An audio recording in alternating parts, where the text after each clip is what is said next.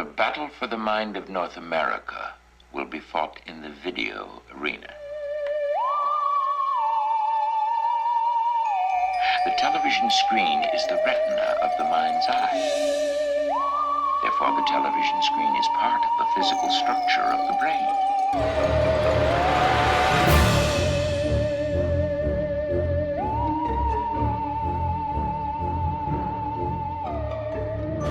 Okay, welcome to episode 7 of the Outer Reels, where we watch these movies so you don't have to.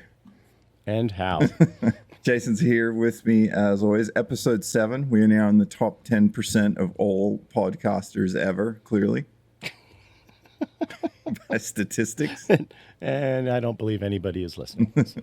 No, and we're going to have a very similar listener base to the turnout for the theatrical opening of Firebird 2015 AD in September 8th of 1981 is when this was released. All right, hold on here. I need a drink for this one. I'll have you know I am drinking Daggerad's Finest Anti-Goon. This is a 9% beer. God. Because I'm going to need that to get through this. What did you make me watch, Sam? You know, I had a feeling of what this movie tonally was going to be like from the poster. I can tell you that. Yes. It had that vibe. I was going into this thinking, this is going to be a Saturday afternoon children's movie. Oh, yeah. I have a note in here. It's like, who is this for? This is PG. Yes. Because I looked that up. And then I'm like, is this a kid's movie? And no, it's not. I know. It takes a turn. Yeah, and a couple of times it spiked up, and I was like, "Oh, this is like a kids movie." And then I'm like, "Oh, wait a minute. Well, not there, but it is." Yeah. So this was a pick because I was just trying to fill out our unwatched Canadian lost movies, and this fits the bill because again, the only copy you could find of it is a 4:3, which looks like it's off an old tape.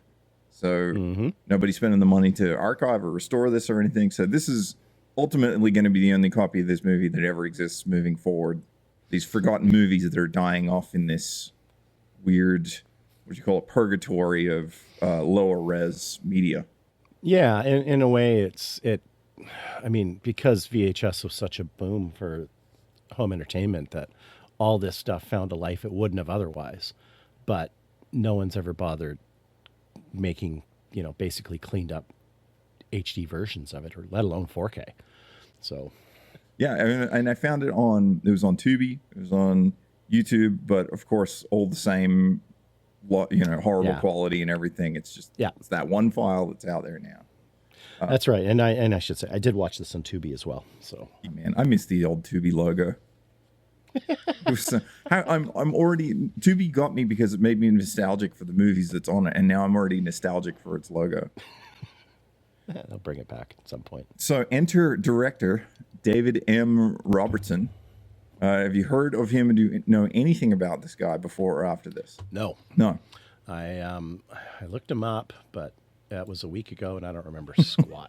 Really, this was sort of his pinnacle career point because he was a second AD and a PM through the early 70s. So he was around about a decade before this. He was all over the Canadian stuff. And I was looking for him in something we'd already watched or covered, but didn't really actually come up with anything else.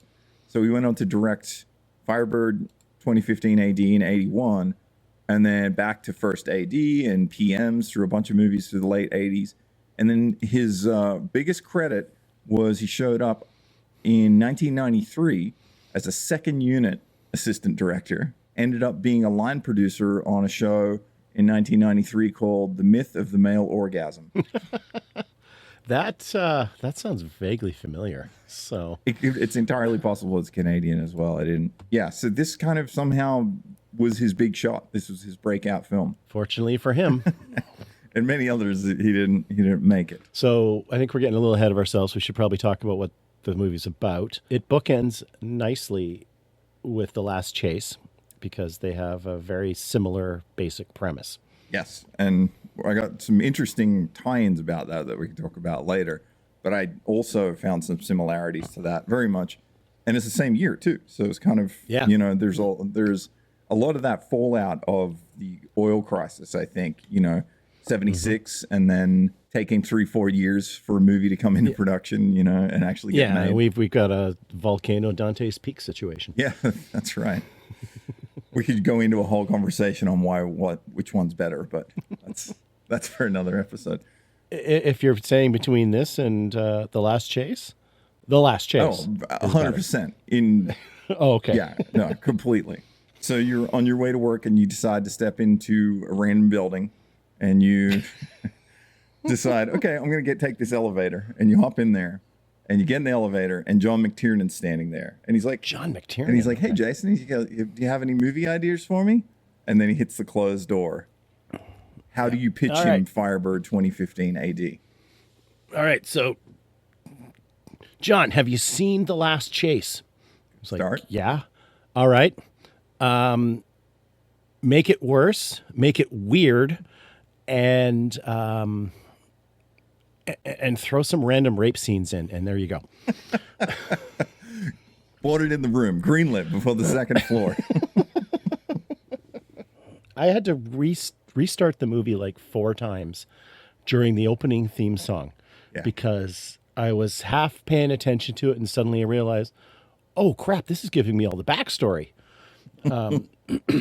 In like a weird country rock, I don't know how else to describe it, just a lame country rock song. Tonally, that's how it opens up with that. That's why I say it feels like that Saturday afternoon kids movie where you've got this sort of chipper music playing and there's this guy driving through the desert.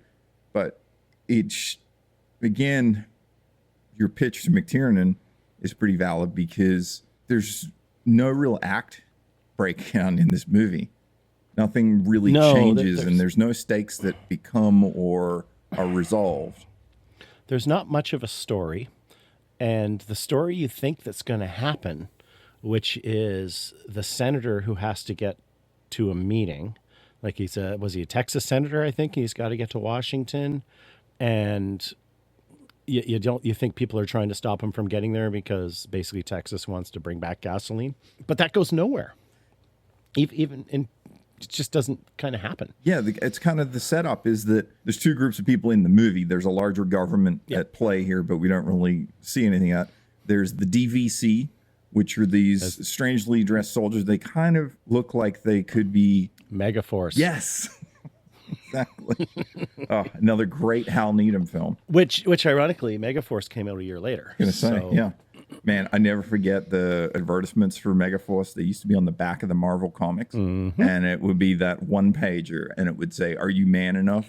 And then it would have a drawing, and you could get the Megaforce pack for 99 cents, and it came with a membership card, a little badge, and it came with a BMX decal, and it specifically said BMX decal that you could put on your bike. Best of times, I swear. Yeah.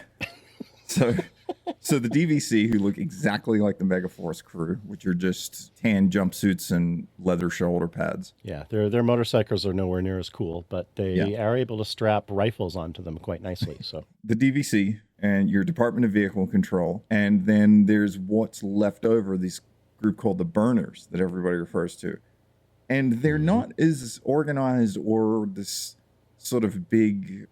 assembly of people or rebellion. They're just guys who want to drive their cars around in the desert in the daytime. Yeah, and that's it. That's all they're guilty of. And meanwhile, they're literally being hunted to death in some cases by the DVC.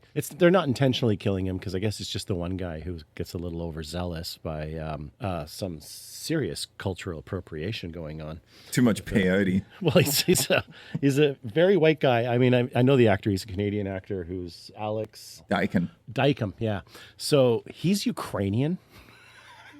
Really? And so it was kind of surprising to me. Now, again, 81, when he's like putting on the native war paint and the feathers and the regalia, and which I didn't have a problem with. What was offensive was the hooting and hollering sounds that they put in the background of the mix.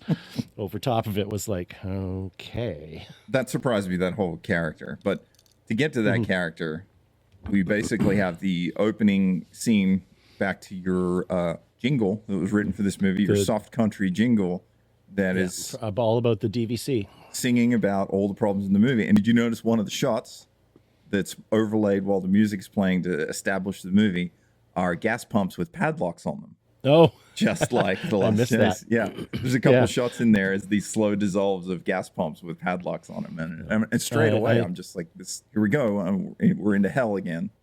I just noticed the Firebird driving over the same bridge twice in that opening. There's a lot of that. God, when we get to the dune buggy, that's about all that is. Oh yeah. Yeah. So we should say that really this movie is a bunch of people talking and then a bunch of scenes of cars driving around central Alberta. Because they shot this in the Badlands near Drumheller, which is where they found all the dinosaur bones and stuff. Oh, cool. So, I was wondering where my first guess was probably Alberta, just because I don't know anywhere else that could have been, but I really had no idea. Yeah, it's an hour or two north where Mike lives. Oh, okay. There you go. So, hey, Mike. He's not listening. So the opening scene is this Mustang that's driving through the dirt, and there's a radio broadcast. And this is actually probably the best cut or the best filmmaking in the movie is there's one shot and you hear a radio broadcast, and it's the president coming out saying he's like against the 10 states who've allowed the use of gasoline again. So there's a larger group of people around all states saying, you know what, we're just going to use gasoline for ourselves, and because the government has outlawed it for anything but official use. Mm-hmm. California's successful. We could be on our way to legalizing gasoline for private use. This sort of seems to take place not at the beginning of something like this, but almost at the ending where people have overturned about it. Yeah, so I would assume gasoline's been banned for a few years, and like not long, because everyone's still got supplies of it. Yep. Or at least all these burners do. Right. And yeah, like we should say, like the burners who are apparently, basically being hunted down by the DVC, all they want to do is drive around in the desert. Yeah, that's all I want to do. That's it. They just want to have fun. That's all. Yeah, they're just out there having fun. But because they're wasting gasoline, because there's supposedly we're running out, and or the world's running out, and so the government's like, well, we need this for a military apparatus essentially. So you can't have any more. And I guess the impression was it was a worldwide thing, right? Right. Yeah. Again, the world building is very small. It comes down to a radio transmission that this guy's listening to. But the creative part about this is the radio's playing. You see these wide shots of this Mustang driving through the desert. And then we cut to inside the car. And then they re-EQ the radio transmission. And it's like really lo-fi. And it sounds like it's coming out of the speakers. And so it's like him listening to it in the radio just as he pulls up the car. It's simple, but it's one of those good transitions. But it's really the extent of creativity in this movie. It's a nice sound mix. So then we find out he's basically talking to Darren McGavin. Red, the character. Yeah, Darren McGavin, who is Kolchak the Night Stalker, and the dad from A Christmas Story. He was Harry Shannon in Raw Deal, right? Schwarzenegger movie. Yep, there you go. And he was the doctor in Dead Heat. You would be more about his role as he was in the 1990 Captain America movie. That is like so in your wheelhouse. Oh, that's right. I forgot about that 90 movie is crazy. It's better than the 70s one, and they made two in the 70s. But TV movies where Captain America rides around on a motorcycle because it was the 70s. Sure. Yeah, but that 91 I remember watching on VHS. It's crazy. I should check it out. It's wild. Well, I remember being at a con and meeting a writer who was working on this sort of prestige format Captain America 4-book series. The prestiges where they're usually like 32 or 64 pages, and they're like square bound. And I remember back in the 80s, these things would cost $5-6 a piece, kind of thing, which was a lot of money back then. Yeah. For a a comic book. 99 comic or something. Yeah. Yeah. And, but I remember talking to him at a con saying, I'm really enjoying this. This is like way better than that movie that he's like, no, the movie's terrible. This is the movie we wanted to make. We would have liked to have made. This is the story we would have done. Right. And it was a retelling of Captain America's origin. It was very well done and very cool. I liked the one that I watched the crap out of. I really liked the Flash TV movie pilot. But the other thing that I really liked was it was a late 70s Spider-Man. Spider-Man. Yeah. And I just can't remember what year it was, but I had it on tape, and I just thought that was so good. It had great music to it. But I completely remember watching that Yeah. when it aired. And it was around the same time that Man from Atlantis was on, and The Incredible Hulk, the Lou Ferrigno one, which was obviously a massive hit at the time. Yeah, sorry, but we're digressing. yeah. So this Mustang pulls up. He's listening to this broadcast, and then we meet Darren McGavin, who plays Red. Gives him a present. He's like, "Hey, I got something for you." The Mustang driver pulls out this like leather swath and opens it up, and there's a carburetor in it. Brand new carburetor. Yeah, that's right. Yeah, he's like, it's brand new out of the box. That's right. And Red's all stoked about it. So these guys are like trading car parts for favors or whatever's going on here. And then I think he asks him if there's any DVC out in the area. And then the guy just kind of goes on his way doing his thing, the burner. And then we go back to where Red lives, or where Red's hideout is, that mine. Yep. And he's being followed. Yeah. And I have a note around this time, too, that says Darren McGavin has a silver jacket on, so you know it's the future. I had the same note. And I said, is that an insulated house coat?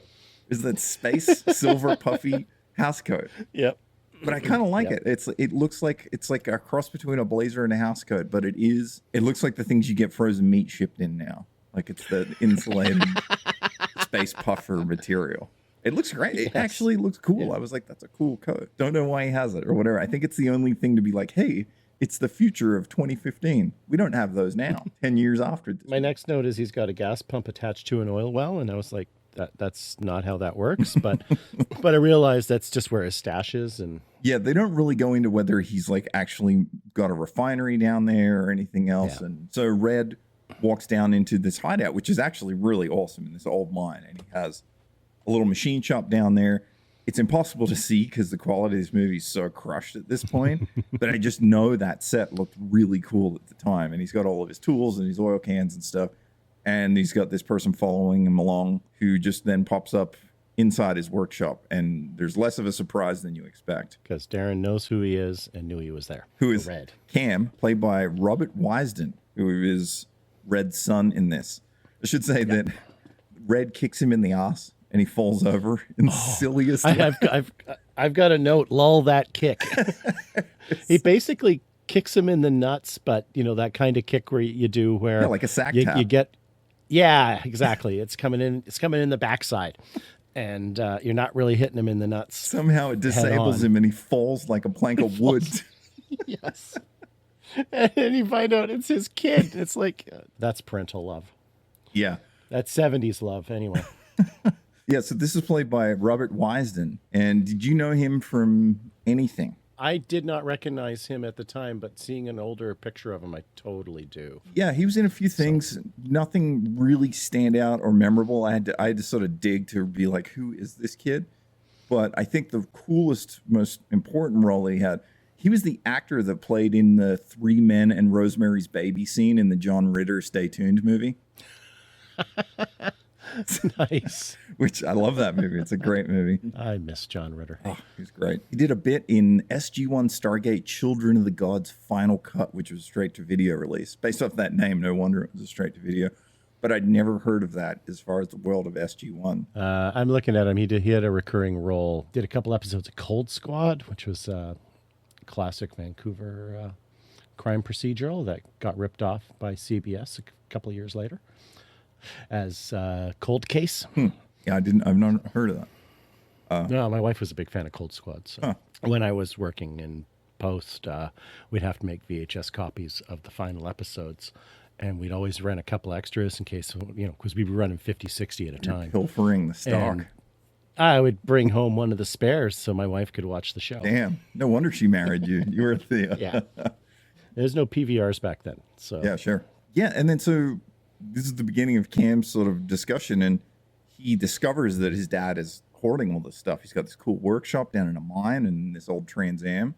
And he's like, oh, you could go to jail for this, like looking around. And he's like, you could go to jail for just owning a gasoline car. So they're trying to set up the world again to be like, that's why Red's hiding this thing down in a barn and stuff. I think there's like a strange line there. And he said, well, how do you get to do this? Or how did you build this with all these limited resources? And Red's like, limited resources? He's like, if I could make fuel out of bullshit, and there's no shortage of that in this world.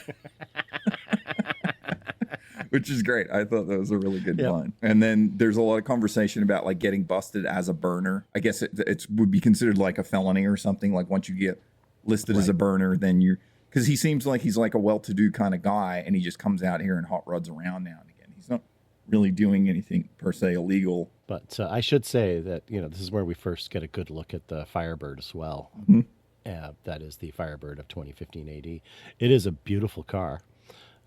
It's the only time we see it clean, because they start peeling around in the desert after that, and it's filthy after that. But for a car that has been supposedly rebuilt, this thing looks brand new, because it was. Yeah, because it's a 1981 brand new off the showroom floor. And they really don't do anything. And it's a bit of a shame in some of these car movies like this. At the time, they're trying to feature these brand new cars or whatever, but they really picked the saddest, being a huge fan of Trans Ams. They picked the last one. The 1981 was the last of the second generation, and they specifically picked the one that had the 4.9 turbo, which was just it was this horrible engine and was so slow. And I always laugh when I see these in these later in movies. They're supposed to be in the future. They're like, this is the real one. This is the thing, and it really is the weakest of the 10-year run of those cars. And but they didn't know that at the time. Nobody did. No, because it was brand new. Exactly. Yeah. But again, it looks cool down in there, and it's like covered in plastic, and he pulls the sheet. It has all these cool wish fulfillment stuff, but it's so hard to see with this terrible resolution, and the color is it's so dark, Yeah, so I guess this, when he's talking with the kid, was where we get a bit more backstory, a little bit about the world and stuff. Because again, this movie is really just people talking and then driving around the desert. So the kid's a little concerned about his dad having this car. I still don't know how the kid ended up there. I mean, later he talks about mom, but how he just wound up walking in the desert and he's never seen a car in his life. Pretty big shortcoming. Yeah, but he's just there. You're not supposed to think about it. He's just with his dad, and he is our introduction to the world, so he serves his purpose. Yeah, so they just hop in the car and they put their helmets on, because everybody in the 70s used to wear a helmet when they drove their car. I missed that so much. That was so cool. You remember when Highway Patrol used to wear helmets in the 60s? Like, that was just cool. Like, you see like a Highway Patrol cop car, and he'd be burning along, and he'd be wearing an actual helmet. Like, this guy means business. Not anymore. No, cars are way safer now. They're certainly not as cool. I prefer having to rely on a helmet than... Anyway, we digress. So they go out for a ride, and this is the first introduction to a group of the DVC that we've heard about on the radio. And they're just hanging out at their, like, man, their camp looks like probably something set up from DEFCON 4, really. There's not much going on there. Yes, definitely.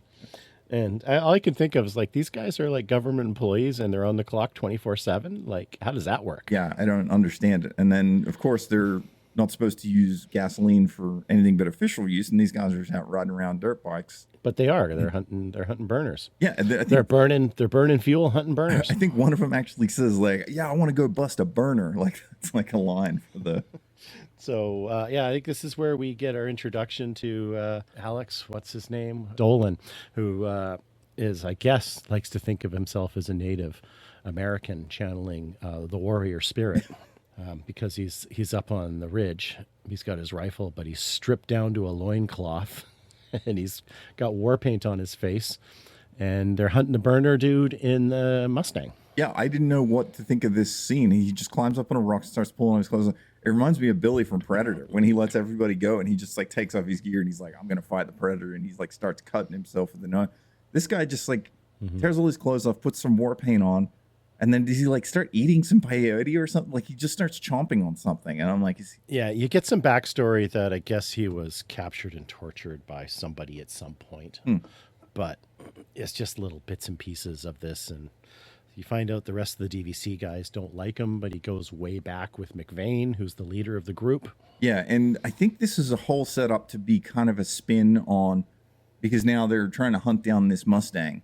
And I think this is just meant to be this cool spin on like cowboys and Indians, because it's the West. They're up on the ridge, and then you have this whole scene where they're trying to shoot this Mustang, and then it comes down to the Indian who's trying to save her, who saves the day. And essentially, he disables the Mustang. He's like doing his like Indian calls, and there's not really any like. It just feels like a Western in every which way. It's like a disabled stagecoach, and the Indians are attacking.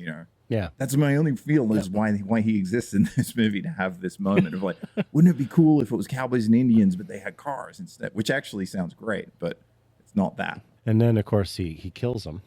And that, of course, is a problem for the other DVC guys, because it's not, you find out later, the first time this has happened. Yeah, and right before he died, the burner, and this is the guy in the Mustang who gave the new carburetor to Red, he's on the CB, and he's like, hey, my radiator's gone. He's like, I'm on my way out. Like, somebody come help. And he's putting out this broadcast sort of thing. And then the camera just sort of pans up, and then you see the Indian guy on the top of the mountain. And that's kind of the last interaction. And then almost smoke signals coming up over the mountain ridge. And then that's where Red and Cam, his son, are like, hey, what is that? And then they go pay attention to it, right? I think this is when there's like a group of them are trying to hunt down the Mustang. So it's not just our Indian guy.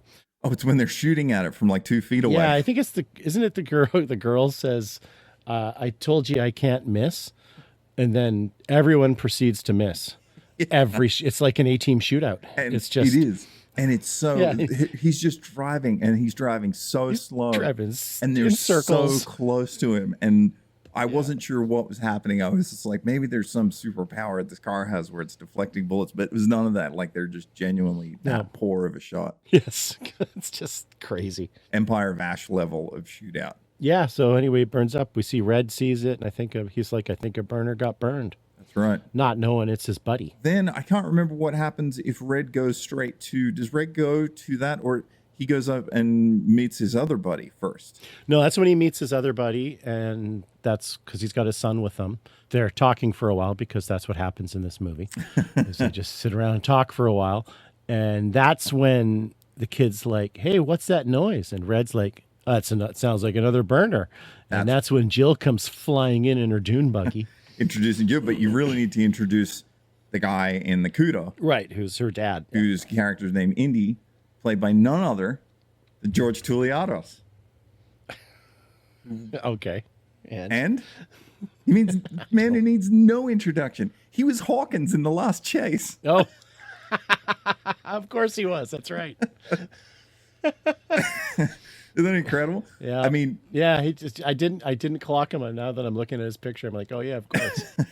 Which is just one of the most incredible tie-ins to this movie being shot in the same year, about the same content. And then he was also the pilot voice for the B-17 heavy metal sequence, but we already talked about that in episode 2. So if you want to learn more about legendary George Touliatos and why Lee Majors' hair looks like the Bigfoot suit from the Return of Bigfoot suit in $6 Million Man, you should probably go check out episode 2. Yes. So before we get too far, I should point out that there is one connection to me in this movie. Excellent. That I forgot about. So bodyguard number 1, and I don't remember where he is Fred Keating. Christmas in Evergreen, Letters to Santa. Which is a sequel to Christmas in Evergreen. I only did the first 2 movies. I think they made 4. I'm glad they... Bodyguard number 1. And he's number 1. He's the first billed bodyguard in Firebird 2015. Exactly. That's incredible. I can't believe that. Of course, he's somebody from that. I wish we were doing this years ago when I did this movie with him, because I could have brought it up. Oh man, that would have been so great. Imagine that bodyguard in this movie means the people at that little crummy camp at the very end. We just don't know. Yeah, I think that is. I think he's one of the guys protecting the senator. Right. Yeah. So we're back. We've got Indy, Red, and the kid, and then Jill shows up. Indy's daughter. And her only characteristic appears to be horny. But she also knows how to work on the dune buggy. Well, that's true. But I mean, the way she's describing it and stuff is like, and she wrote, and this is the gear shift. And that's when I wrote, this is a PG movie? Because she's showing Red's kid all about the car, and it's all innuendo. Completely. Like, yeah. And not even subtle. This is what also sparked me. I was like, wait a minute. This isn't that Saturday afternoon cartoon movie that I think of it. Because she's a wild card character for this. Yeah. And when she's not being super, super flirty, she's being like angry that this kid who was raised in this world without gasoline doesn't know anything about cars. Yeah. She's just constantly annoyed with them.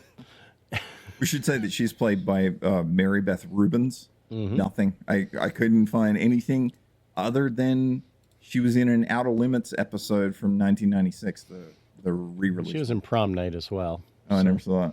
Now, Red and Indy sort of wage a bet for a race between the two of them. And Indy has a 73 Cuda, and they're just going to hang out and hot rod around, right? Pretty much. They're going to go drive around, and that's when Red leaves his kid with Jill, and they go bombing around in the dune buggy. So, yeah, but so Red and Indy decide to have a race, though. Yeah. And while the race is going on, yeah, Cam and Jill get in the buggy, and they hit the same jump 4 times in the classic yes, they do. Just reuse of footage from, I think they had 2 cameras rolling, and they back and forth. It was... Yeah. I remember being like, this is like, okay, like, where's this movie going? And then I looked and we're 40 minutes into this movie at this point. And I was like, where did the time go? And it intercuts to Red in the Trans Am and Indy in the Cuda, and they're out on another part of the desert just racing and having fun. And there's this fun, chipper music, and they're just like bopping around. And I'm just like, what? And that's where I made the note, how to make a dirt track race boring. So the cars in Astro Creep are 77 Trans Am and a 71 Cuda, and they've never been on screen before, to my knowledge, as 2 hero cars in a movie. And this movie, they have the 2 of them. I couldn't believe it, dude. I couldn't. Oh, man, that's hilarious. I know. I was like, holy crap, what a mashup. So if something ever happens to that, that'll be an interesting thing. But wow. Yeah. So if Astro Creep happens, we've got to figure out a way of slipping in a reference to this movie. It has to be. It's incredible because I Whether couldn't it believe just it. be the poster on the wall It or just something. I was just like, when they pull up in Indy's car, and I was just like, oh, there's a Cuda. And I was like, wow. So, caught me. But Red and Indy just kind of, they're like, good race, man. Like, they just stop and they're like, yeah, that was fun. So okay, let's head off, and like, we'll see you next week is the term. So I think we just get the idea that these guys come out and do this weekly and hot rod around on weekends. Yeah, it's like their thing. Which, but again, we're past 40 minutes of the movie. Yeah. And because there's no proper story to this. I mean, I can only imagine the script is, 57 pages. Yeah. Because it's like, and it just says montage of car driving. Yeah, exactly. And there's, it's not great. Like it just, while you were talking, made me remember the scene in the opening montage during the DVC song, how you see the Firebird ripping down a trail as it drives away from the camera, and then there's just a cut and it's coming right back at you. The same setup. In the same setup, it's like, do you guys know what a jump cut is? Like, and it feels, because you're like, okay, that was a lot of just open-ended B-roll of these cars shot together. And then after they're like, well, okay, Red, see you next week, Indy, we go back to another montage of Jill and Cam in the dune buggy. And there's like this piano music playing. And that goes on. I've got that as like ragtime music, question mark. That's the exact descriptor for it. I was like, what the hell is happening here? And I don't know.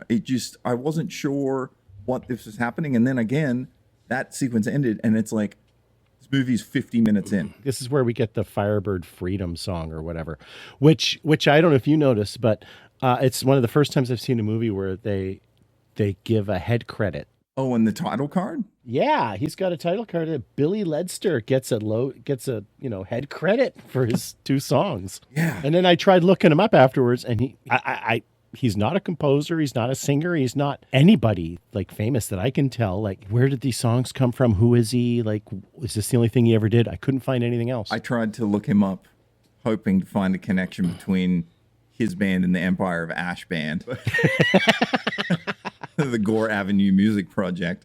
Well, the Gore Avenue Music Project, you got to realize Gore Avenue is a street in Vancouver, right? So I didn't even know that. So they're local guys, and I don't know if this was. I mean, there's a lot of local actors in this, but I suspect it's all out of Toronto. Jill and Cam kind of just get bored of driving around the buggy, and then Jill convinces Cam to show her where Red's quote unquote stash is. Yeah. Then we're supposed to be going, he's like, I shouldn't show you, but obviously he does, so he starts taking it there. Well, he blindfolds her. Right, that's right. And then we go back to the DVC, who now we meet the main leader, the head of the DVC, McVane, and Doug McClure. I really didn't know you. Again, you probably know him because he's in a lot of this stuff, but the only thing that I could find about him that, was relevant to me was he was in Cannonball Run 2, which is a staple for me. But his second last movie was Maverick, which is a great movie, 94. Yep. And it's a riverboat poker player. It's a great movie. Mel Gibson, I love that movie. But I mean, he's in Zorro, the '90s Zorro movie. And he's been in a bunch of Canadian TV show stuff. Yeah, he was in something called Humanoids from the Deep from 1980. Oh, have you not seen that movie? That I want to see because I was like, "What is?" Oh, it's great. Oh, great! I actually discovered that in my Leonard Maltin book. Really? And it was like, how is this movie called Humanoids of the Deep getting 3.5 stars from Leonard Maltin? And it's kind of awesome. Okay, awesome. Because I'd never heard of it, and I just sort of was like, what is this? And I was like, this sounds and looks really cool. And it looked bigger than a lot of these other surrounding movies. I was surprised I'd never heard of it or seen it. That's cool that you've seen it. Yeah, it's very cool. It's basically these creature from the Black Lagoon kind of things that live under the sea that are coming up and killing people and stuff. There's this great scene, and I know it because of the gratuitous nudity of it. But there's a guy in a tent with his girlfriend. His girlfriend's like taking her clothes off, and he's got like a ventriloquist doll that he's talking to her with, and it's just like insanity because she's stripping down to get it on with this guy. He's using ventriloquist doll. And he's using ventriloquist doll, and I'm just thinking to myself, when has this ever worked for anyone? Like, how many women are into this? This is weird. And then of course, like the creature attacks, and like the doll reacts when there's nobody controlling it, which I think is hilarious too. So. Yeah, but they're in like a tent on the beach, and wow. Okay, that's it's a wild movie. I'm gonna put that on my must watch. I'm glad I stumbled on it. I'm more glad that you've seen it and can confirm that it's worthy. It's worth your time. Great. You'll like it a lot. Awesome. So we're back at the DVC camp, and we meet McVane, and there's a little sort of dialogue there that makes me think he's Red's brother. Did you pick up on that? No. I could have been mistaken, but he tells the Indian guy not to shoot anyone. They need to know where the burners are heading. Don't just kill them. It's the usual thing. But I thought there was a little tie in there where McVane had a soft spot because he works for the DVC, but his brother is a burner or something. It's pretty weak either way. I was probably pretty tuned out at this point. And then I think the other group of DVC guys return on their bikes, and they're like, we saw the Firebird. Let's go. Let's go blow it up. Let's send all forces. And that starts this, what I guess is the beginning of the third act, if there is one, where the DVC are now on the hunt for Red and this Firebird, right? Like they know it exists now, and it's out there somewhere. Yep. Well, I think they've known about it for a while because they make some comment about how they saw it. And it was like a confirmed sighting now. That's right. Of this Firebird. Yeah. So then we're back at Red's hideout, and they're working on the car, and he asks Red, his dad, he's like, is the car why you and Mom split up? They have a little meaningless conversation that doesn't really develop anything. And then Red gets an offer over the radio at this point about the senator. And they're like, they need someone to burn for him. And Red's turning it down. Yeah, because the guy, I think, who was in the Mustang that got killed, I think was supposed to get the senator. Yes, correct. And take him to, so then they set it up like Red is now going to do this run for him. And I think, oh, cool. Now we've got an interesting story going on here. Like Red has to break the law and run it. And it's like, nope, he's not interested. He's just would much rather just kind of help people and, little bits and pieces and trade. And that's it. He wants nothing to do with this. He's a weekend warrior. Like he's never had any interest. He just wants to be out there. And all these people do stuff for him, I guess, because he has a shop and he helps out. But yeah, he's not invested in it like some of these other people are. No, he's just looking to trade favors. He doesn't. He's got no skin in the game. He is not looking to get political. Just wants to just hang out in the coal mine with his reflective housecoat. Exactly. Except him and Jill give his son like a real history on how the government is like hiding all the oil from you, and like it's not real true that there isn't enough, and all this stuff. Like they start to allude again, like there's this bigger sort of conspiracy. I mean, it's, at this point, the movie's a documentary, really. But I mean, again, these little, little tangents of story go nowhere. Yeah. But you're right, and these little throwaway things are what, if they double down on them, would be what makes it cool. Yeah, this is the interesting story. Like this movie should have been about getting the senator from Texas to Washington, and it could have turned into like some kind of hybrid of The Last Chase and Damnation Alley or something. Yeah, or with the pepper in a little bit of, you could almost say that Gauntlet, Yeah, or even Smokey and the Bandit. Sure. I mean, yeah.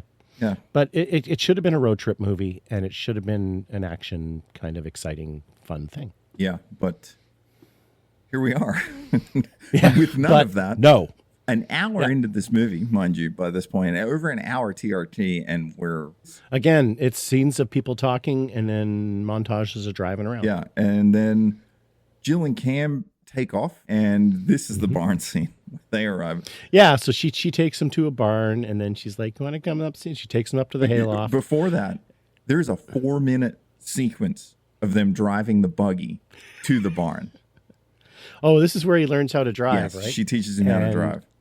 Yeah, and then she falls off the back, yeah. And of course he just has to get out and run back to her because the car can't go in reverse. And it's the same setups like you said before, and the cars is going a different direction. It's pretty brutal to watch. You want to like it, but there's just nothing there. No, it goes on way too long for what it is. And so then we get to the barn, and then she takes him up to the hayloft, and then you find out the innuendo, like she's just been, wanting to hop on this guy from the start. But she also gives the best pickup line I've ever heard a woman say in her life.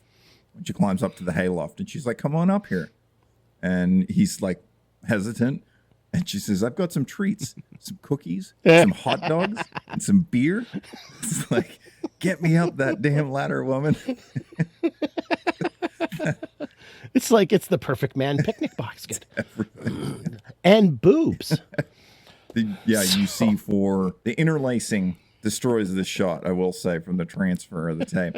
And the frame rate, the pull down, nothing saves being able to see this. It's pretty. Also, I will tell you that if you try and get a screen grab of this shot and you look at Sam. and you look at the YouTube ticker, you will notice the most played section of this movie is like as an Olympic ski jump at 1 hour, 24 minutes and 36 seconds on the YouTube clip.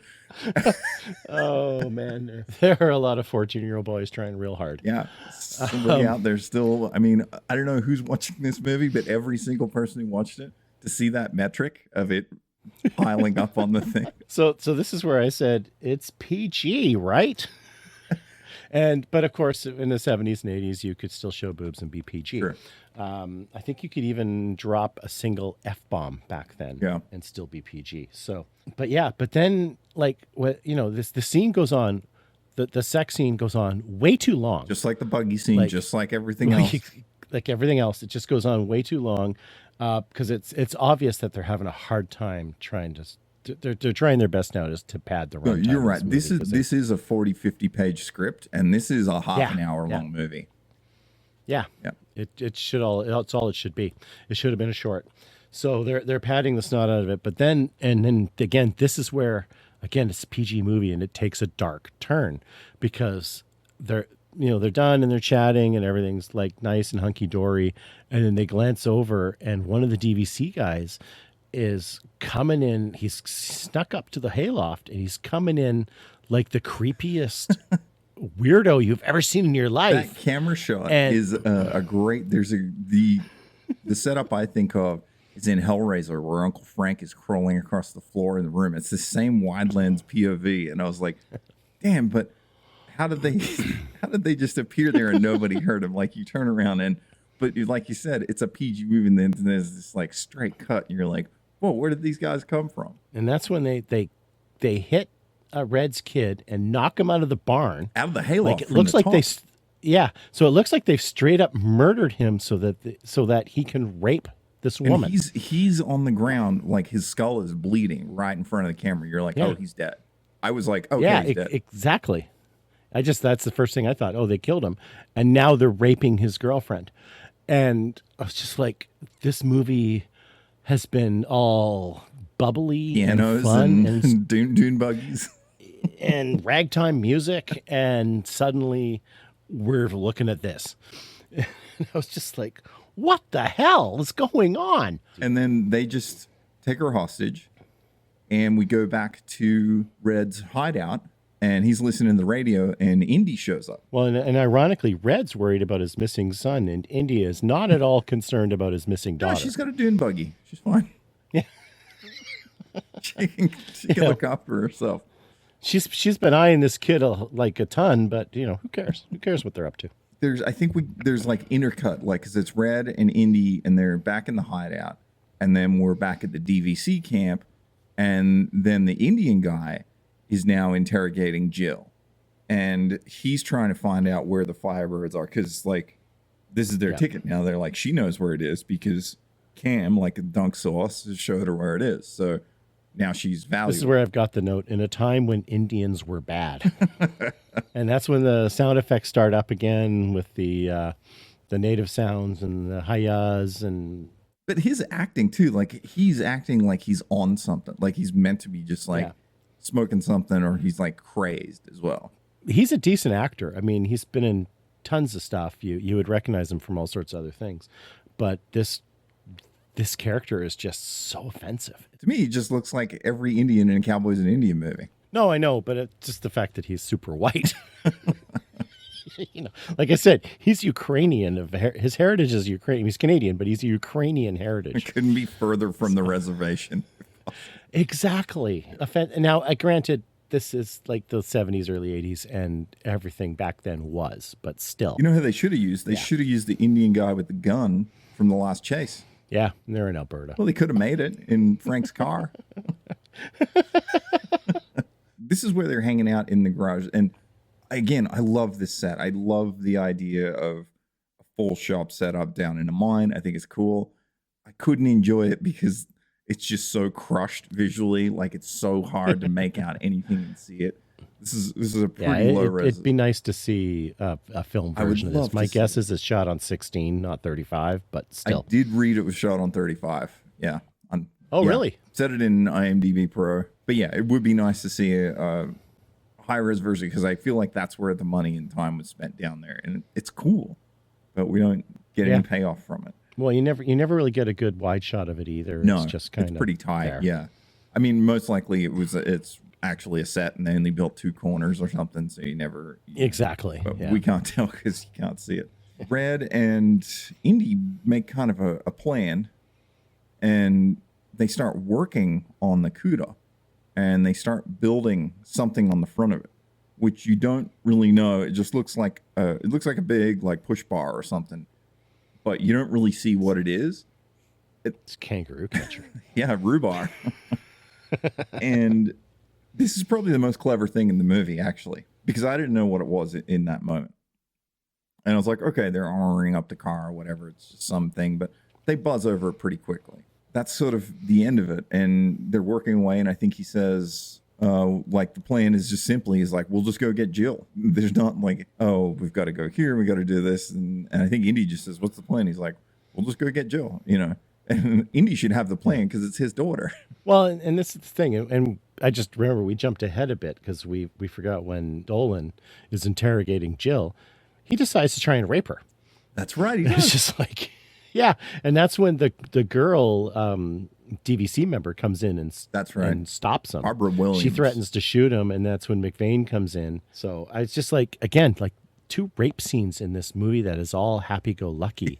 And And if you look at the poster, it's Jill and the son and the kid. It's a caricature style poster too. Yeah, and she's driving the Firebird, which of course never happens in the movie. Her outfit is zipped down to her navel like Adrienne Barbeau Cannonball Run. And the kid is beside her with his hands up in the air. They're both wearing helmets, and he's like, yeah. It's like a boy, a girl, a car, only the car is forbidden. And that they fought with a passion for survival, and I'm just like, none of that's in the movie. That poster also set me up for the tone of this film before watching it. And then with the intro music and these 4 10-minute buggy scenes with happy music, and you're like, oh, this is that kind of... It takes these freaking bizarre turns of just darkness. Completely. It's like this movie is Condor Man without the superhero until those scenes show up. Like, it's just this lighthearted. Yes. And you know, because you just recently read the novella, didn't you? I did. The Scholastic, truncated Scholastic. Oh, I need to watch that movie. Yeah, we could do that on this show somehow. We'll figure it out. I guarantee we're the only ones who remember Condor Man. Yeah, because it probably doesn't have a 4K Blu-ray, so it lands in our field. No, I looked it up. It's not even on Disney Plus. It's a Disney movie, and it's not on Disney Plus. Worst. And they put a lot of their back catalog on there. And it's they would do there. that. They would put everything on there but Condor Man just to spite me. Yeah, so we're at the point of where they've weaponized the car, and they make some comment about how it's lethal now. Yeah. With these bars on it. Yeah, and you don't see them. Well, we can't see them in our copy because it's impossible to make out anything because it's so low res again. But they're basically, there's some bars they've welded to the front of the Firebird. Yeah. And they just stick out on the side. And then, but you don't even know they stick out on the side. Really, you're like, what's happening here? Then we just go to the DVC camp, and they're all just hanging out. And then this car just comes ripping across the desert, and the headlights are on. And the DVC pull out their guns, and they're like, we're under attack. And they start shooting at the car. And that's where I put a note of another A-Team style shootout. Yeah. But here is where I think the movie's clever. Because Indy's driving this car. He's in the Cuda, and he doesn't cop a single bullet. And he is ripping through this camp, and they're shooting at him from a distance. And then you get the wide shot, and you see that he'd mounted his headlights to the offset bumper. And that's why it's a clever gag. Because in the distance... Oh, I didn't catch that. It's cool. It's really cool. So you're like, oh, he's changed where they think his car is in the night. So they're shooting at where his headlights are, but they're offset by like 10 feet from the side of the car. It's a really cool gag. It's way too smart for this movie. It has these little moments. And maybe that's what somebody wrote down and then had to write 40 pages around it to try and make a movie. I don't know. What would you say? It's not very climactic. They drive around in circles for a little bit. Everybody shoots at them. The one truck. Yeah, they clip Dolan or something and manage to kill him. Yeah. Because he's the biggest threat. Yeah. And then there's a little ammo fuel truck that they blow up, and just, you know, and like, to me, I was just like, when I was watching this, I was like, why are the DVCs so venomous? Like, what is in this for them? They're just government workers. Yeah. They're literally just government employees. It's like you try to pretend, they try to make them out to be like they're not even paramilitary or anything. They're not even cops. No. They just happen to be government workers with rifles. And that's because Red and Indy aren't even Indy. They're weekend hot rodders that just want to hang out. Yeah. Like, yeah. Again, the stakes aren't there like they are in The Last Chase. No, not at all. Which is all about, you know, this guy is, you know, because in The Last Chase, he's become a bit of a folk hero. Yep. And, you know, the government sees him as a complete threat to their entire way of life, and they have to put him down. And so it becomes a whole different thing. And you know, and in the same runtime, they managed to tell that story. This didn't cover the lore of the first act of The Lost Chase in its whole movie. Yeah. Well, again, and like as we said, the tone's all over the place. So there's nothing consistent about this movie. It just doesn't work as a whole. Yeah. You know, it speaks again for the director because this was his thing, and he didn't direct anything completely after this either. So they saved Jill. Yep. Cut to it's a day or two later, and you know the kid is now talking on the CB, and I guess they're helping the senator get to wherever he's got to go. Yeah, they're happy. He takes the radio call, and he basically accepts that he's going to be the burner who's going to bring the senator in. Yeah. But this is where I point out that this kid doesn't know how to use a CB radio because he keeps talking after he's let go of the freaking button. Well, he's method acting because he doesn't know how to drive a car either. Meanwhile, the woman DVC member is hooked up with the Burners now. She's left with them. That was a surprise to me. Is Red is standing there and he's like, I'll be all right. And he's getting his arm patched. And I'm like, oh, it's the chick from the DVC. And she's getting ready to go. And then she's like to Red, well, do you have a shower? It's like, yeah. And it's like the most 70s pickup scene I've ever seen in my life. And Red's just kind of like, yeah, I've got this. And I got hot running water. And he basically just turns around, puts his arm over her shoulder. They walk off into the horizon. And yeah, while his son and Jill take off in the car, and the last shot of him is just, she pulls a bullet out of his arm, and within 10 seconds, he wins her over, and then they walk off and the credits roll. Yeah, and it could never mind the fact that she was hunting him 14 seconds earlier. She probably put the bullet in his arm. Exactly. She is the one who said, I never miss, and then proceeds to miss over and over and over again, too. Yeah, and then the credits roll, and it's just like, oh, so the interesting story you could have told, you didn't. Yeah. Which was about getting the senator from Texas to Washington. Exactly. To, reinstate gasoline, personal use. Which we didn't get introduced to later in the movie. It was the first thing we heard about at the very beginning of the movie on the radio. It pops up a couple of times. But again, it's not what the movie's about, and it's so weird. No, there's nothing. Like my last note is so ... the senator ?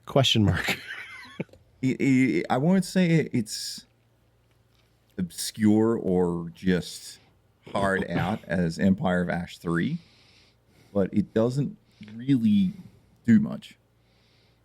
No, this movie is better made than Empire of Ash 3, although Empire of Ash 3 has more of a coherent story. Yeah. Well, speaking of what people thought of it, it got a 1-star review in TV Guide when it came out. And the reviewer said it showed lack of intelligence and lack of technical know-how, and it's only made for car lovers, and gave it a 1-star review. It's not even made for car lovers. Not really. Yeah, I didn't get the fan service that I want or wish fulfillment out of much of this that you would think of something in this matter. But Now, didn't you tell me at some point that this was something you watched as a kid, and don't you have it as well, or not this? Or this no? is no, but this okay. This looks like something I would have watched as a kid based off the poster. Okay. This is something I would have been all over. It's got, again, the cover feels like Herbie Goes Bananas. Yeah, it's a cool poster. It could be a really fun movie based off the poster. So I did find out that it came in on a budget of $975 Canadian. Oh, there you go. Okay, so sub $1 million, which isn't chump change for then, but still. I don't see that on screen compared to some of the other stuff. Considering there's so many reused shots and everything else, and there's no real props or set. There's not one set of in mind, but there's not. I don't know where the money went on this. Well, and I don't think it's fair to compare this to Empire of Ash 3 because I think there's an eight-year difference between the two as well. So fair enough. Or eight or but 8 or let's 9 years compare it to The Lost Chase, which was 1.5. Mm-hmm. And you saw that. Yeah. You saw that on screen. They made good use of that budget. Yeah, absolutely. Just with the shots with the jet alone. Yeah, exactly. Yeah, and just the desert stuff and the wide shots of the car and stuff. Yeah, nothing really redeeming about it. And then the IMDb score comes in at 3.5, which I think that's a little high considering. That's definitely high. Considering that's 0.1 higher than Starship Invasions, which is my litmus test for all ratings of movies. Yeah, this one was painful. Was it 6 movies, 7 movies we've watched so far? 7th. This is the worst by far. Yeah, because again, Empire of Ash kept me hooked because I'm like, what goofy shit is going to happen next? This didn't. No, exactly, because Empire of Ash is not a good movie by a long shot, but it's fun to watch. What is going on? Whereas this thing, it's amazing how boring the sequences are. And they're just long and reused footage. The most interesting thing about this movie or timing of this movie, I should say, is in the exact same year that this movie came out, Rush released the song Red Barchetta. You know what that's about, right? I'm not a huge Rush fan, so Canadian. one of my best In your blood. Yeah, no, I know, but my best friend growing up was massively into Rush, and I couldn't stand them at the time. I have since grown to appreciate them a lot. Okay, well, But you know, at the time, for me, it was all New Order and Depeche Mode, to give you an idea of my mindset. okay, so then you should go back and listen to the song, because this song was actually written and based on a short sci-fi story that was called A Nice Morning Drive. Okay. And that was written by a guy named Richard Foster, and he published it in a November 73 issue of Road and Track magazine. Short story is about a like really crappy future where regulations have gone way out of control, and they've forced cars to suck with, you know, everything from safety and all sorts of government control. And the whole commentary of the song is about riding around the car like with the thrill of a gas-powered engine. So you got, you're like, you're like, I don't like Rush. All right, I'll check it out. Well, no, because like at the time, but for me, my big thing with Jeff was always he would start talking about Rush, and I'd just go, "Big money goes around the world," which is arguably their worst song, and it's just like he's like, yeah. So, But somehow, I mean, somehow Rush. Tom Sawyer, I admit, is a freaking brilliant song. This is the thing, is like, so now you've got The Last Chase, you've got this movie, Firebird 2015 AD. Can I say how much I like, again, movies that are set in futures that we've already lived through, before, which is just fun. Yeah. And yep. Now there's this short story that was written earlier. This was written in 73. This is before the oil crisis. This song comes out by Rush, and it's an extremely popular song of theirs. And it's based off basically The Last Chase and Firebird 2015 AD, which is kind of incredible, really, but it was released at the same time. No, this is a nice bookend to The Last Chase, but I mean, The Last Chase is just, I mean, well, like I said, I had watched it as a kid and enjoyed it. It's a superior film. And I knew you would love that movie. Yeah. I think about it quite a lot. So, of course you do. Well, thanks, man. This was more fun talking about it with you than watching. Painful. Yes. As always. Way more fun talking about than watching. Yeah, that was because I admit I struggled real hard with this movie. Like I had this was hard for me to get through. It's good to know. Good to know. Yeah, not much redeeming stuff, but join us for the next one of the same disappointment. Thank you, man. Again, this was fun. Always fun, man. Even if I had to suffer through this goddamn movie. It's worth it for the conversation. I enjoy it. I appreciate it. And we'll see you on the next one. Take care. See ya. Therefore, whatever appears on the television screen emerges as raw experience for those who watch it.